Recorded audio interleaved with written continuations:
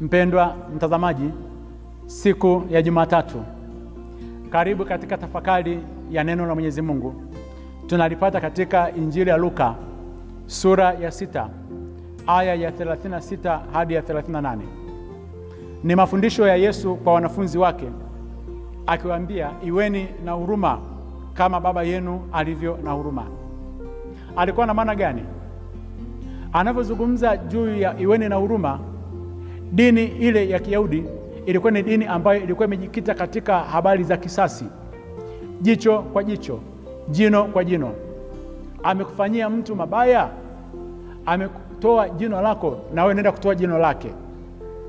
Katika hali hii, wengi walikuwa ni vibogoyo, wengi walikuwa na chongo, wengi walikuwa ni vilema. Dini haikuwa tena mazingira ya kuweza kumwabudu Mwenyezi Mungu.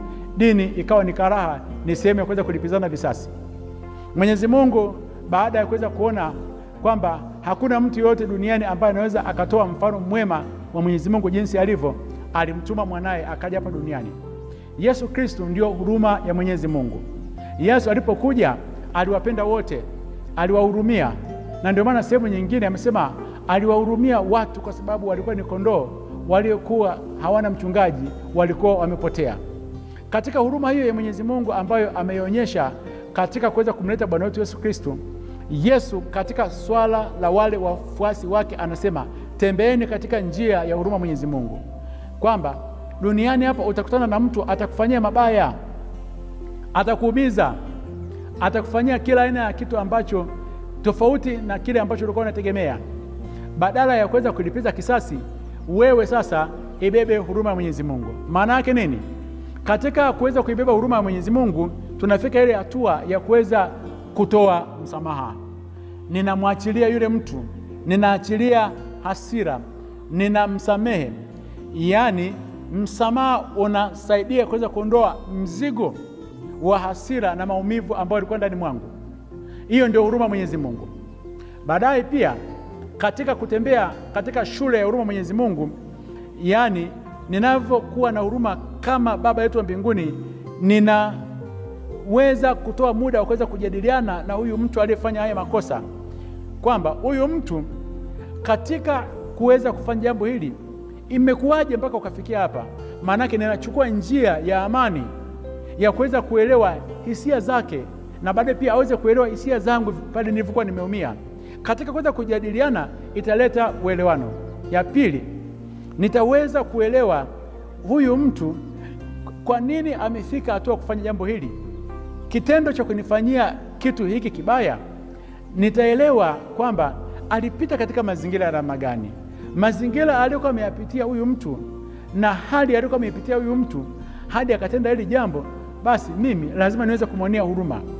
Na Yesu anataka kwamba Mwenyezi Mungu anavyotuonea sisi huruma, na sisi pia tuweze kuwaonea huruma wale wengine wote wanaotufanyia makosa, kupitia huruma ambayo ni kubwa zaidi kuliko ukubwa wa matatizo na shida ambazo tuko nazo.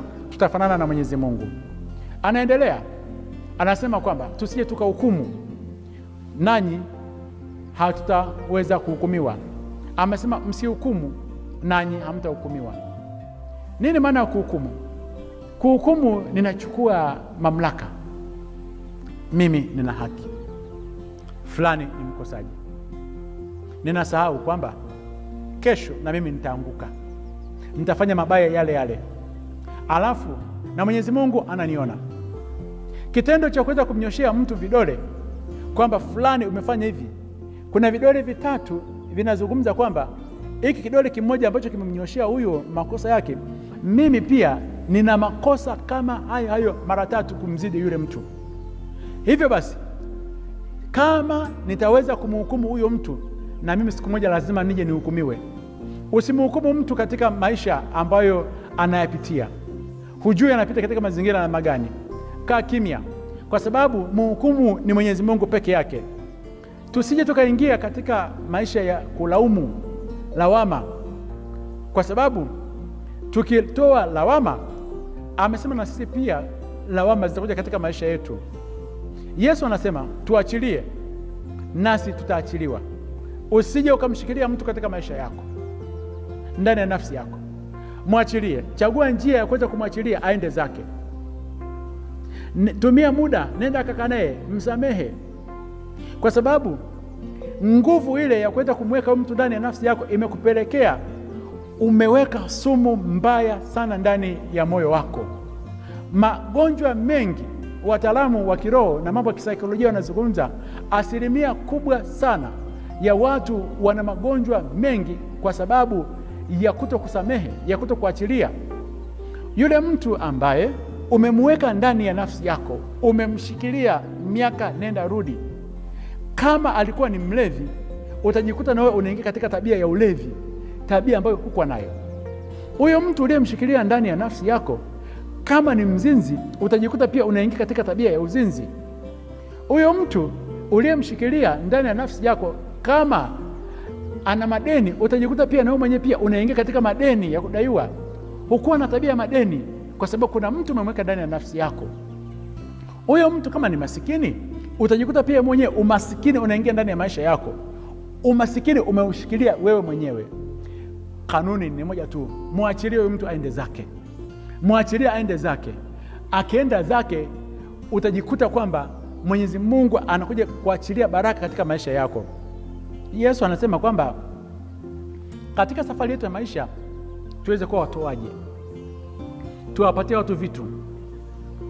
Tukiwapatia watu vitu, na sisi tutapewa katika viwango ambavyo ni vikubwa sana. Anazungumza jambo hili kwamba kipimo kile tunachowapatia wengine katika maisha yetu ndicho Mwenyezi Mungu atakachoweza kutupatia. Kipindi cha Kwaresima, tafuta mtu, kafanye tendo la huruma, wapatie watu vitu, na Mwenyezi Mungu atakupatia. Akubariki na kulinda Mungu Mwenyezi, Baba na Mwana na Roho Mtakatifu.